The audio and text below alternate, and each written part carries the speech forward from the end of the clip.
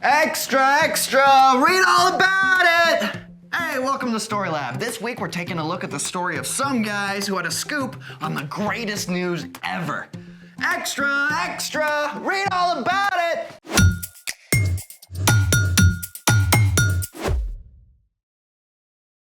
Hey, I'm Carter. And I'm Zeke. We're talking about how Jesus is so important in God's story. He's the best news there is. Wait, you're reading an actual print newspaper? Yeah, and I have the ink smudges to prove it. But who even gets their news in print rather than online? I prefer the real thing. Yeah, but think of all the trees you could save. Did God come in virtual form? No! God sent Jesus in real life. Wow, impressive connect. Yeah, I know I'm good. Well, Thanks. I'm gonna need to borrow a few pages. Really? Oh, yes! I converted you to print. My work here is done. So when you read in print, there's way less distraction. You know, no phone notifications, no people calling you. The physical design actually guides your reading for better understanding. In fact, my grandfather had a very interesting theory. Whenever he read his newspaper in the morning, it actually guided his digestion, and you get way more opportunity to meet people outside when you go out and you actually buy the newspapers and you read stuff from the articles, and oh man, you just learn so much new stuff that you never would have found otherwise. Hey, Zeke? Huh?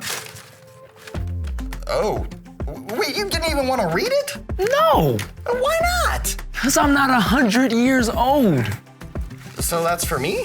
Yeah. Oh. But not yet. You gotta wait till Christmas. Well, what do we do until then? We'll just recycle the rest of this.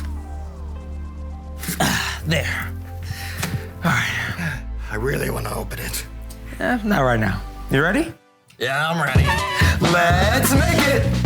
Our Christmas tree needs some help. So today, we're making some newsprint snowflakes. Oh, I am so ready for snow. Step 1 is to cut a perfect square out of newsprint. Now, one way to do that is to trace around a box.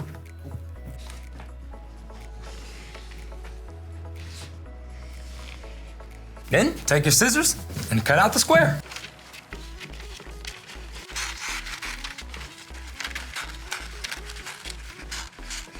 Great.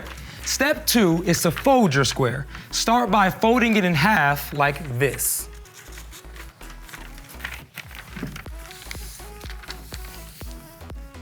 Okay, I got it.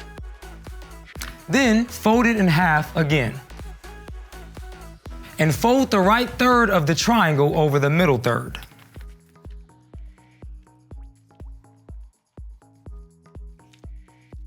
And finally, flip it over and fold the right side over the middle so it looks like this. Do we leave these little tails? Nope. Step 3, cut off the excess paper points.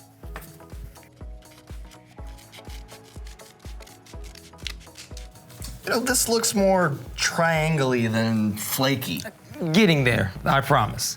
Step 4, cut a design in your triangle. Now, you can trace it if you want, just make sure not to cut completely through this side, or you'll get confetti.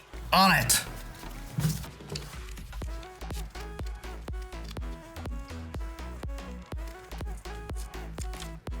All right. I may have cut a little bit off the top, but it's still triangle-y. Yeah, but this is the fun part now. Step 5, carefully unfold your snowflake. Okay. Ready? You first. All right. Love it. Wow, look at that. It's nice. A little small, but all right. Oh, let it snow, let it snow, let it snow. All right, your turn.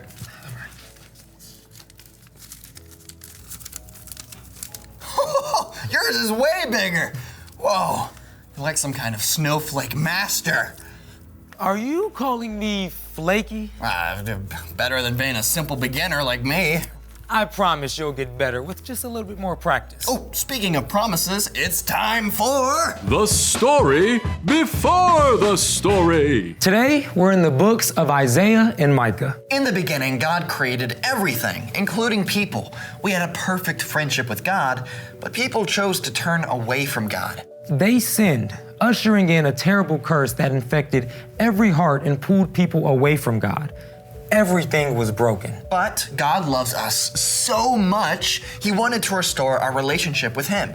So God began an epic rescue plan. God chose Abraham and promised to bless the whole world through his family. Sometimes this family, God's people, followed him. But often they turned to go their own way. The kingdom of Israel, God's people, split into two parts, and enemies threatened on all sides. Which is where our story starts. Take it away. Hey everyone, I'm Colin. God had promised to bless the whole world through Abraham's family. But, God's people did not often live up to this calling. So God sent prophets to speak truth to the people and their leaders. Stop doing what is wrong. Learn to do what is right. Help those who are treated badly. They warned that if God's people refused to turn back to God, there would be difficult consequences. During this time, enemies from Assyria attacked and destroyed the northern kingdom of Israel, but the southern kingdom of Judah still remained. In the middle of all the fear and panic, God sent a prophet named Isaiah who brought both warnings and words of hope. The people who are now living in darkness will see a great light. Isaiah went on to explain what the light would be, who that light would be. A child will be born to us. A son will be given to us. He will rule over us, and he will be called Wonderful Advisor and Mighty God. He will also be called Father who lives forever and Prince who brings peace. Okay, time out for a sec. Wow, are those some big names for this child who would grow up to rule? Let's break it down. Wonderful Advisor. This coming king will be an advisor to help people know what to do. Then we've got Mighty God. This ruler won't just be a king, he will actually be God with all of God's might and strength. Father who lives forever. This ruler will be like the best dad, and not just for a short time, but forever. And last, Prince who brings peace. Some of our presidents and kings and leaders try to make peace, but they fail. The ruler Isaiah writes about will bring true peace, not just between nations and people, but between us and God. Now let's hear the rest of God's promise through Isaiah. There will be no limit to how great his authority is. The peace he brings will never end. He will rule on David's throne and over his kingdom. He will make the kingdom strong and secure. His rule will be based on what is fair and right. It will last forever. The Lord's great love will make sure that happens.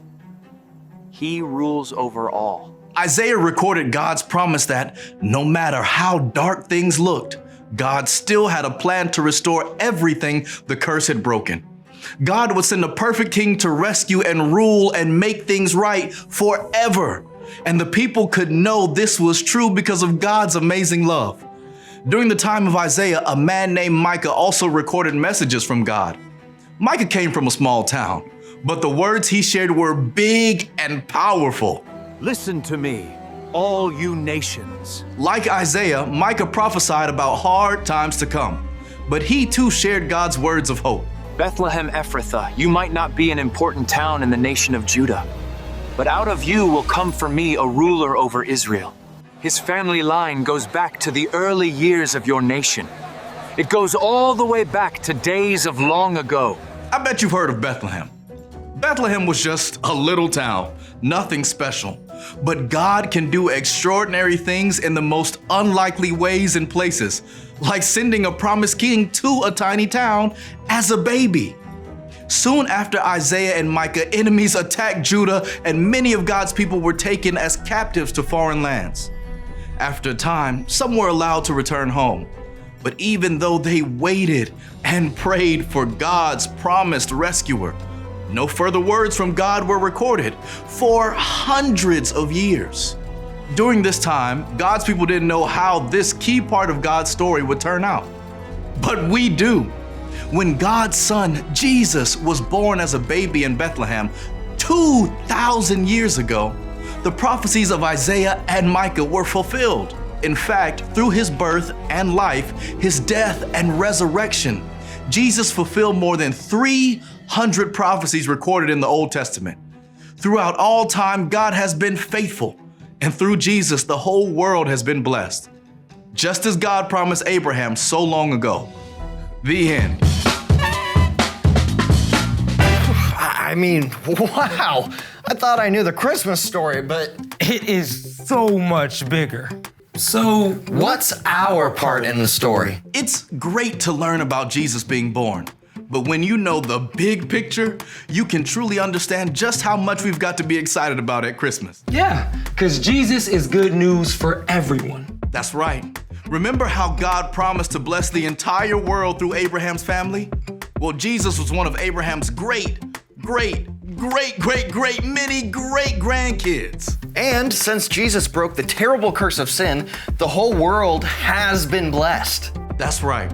Jesus did not come only for a few people in one place at one point in time. Anyone, anywhere, at any time can choose to follow Jesus and become a close friend of God. It's the best news ever. Definitely something to celebrate. I think we should party all month. Hey, sounds good to me. See you next time. So, here's the thing. Jesus is good news for everyone. Your family and friends, The kids and teachers at your school, people in your neighborhood, people around the world, for you. and for snowflake masters everywhere. And I've got some news for you, my friend. What's that? We gotta make some more snowflakes for our tree. Thanks for joining us in the Story Lab. See you next time. Okay, so how do you make them so fancy? Well, see, the trick is the more you cut away, the more awesome they turn out. Gotcha.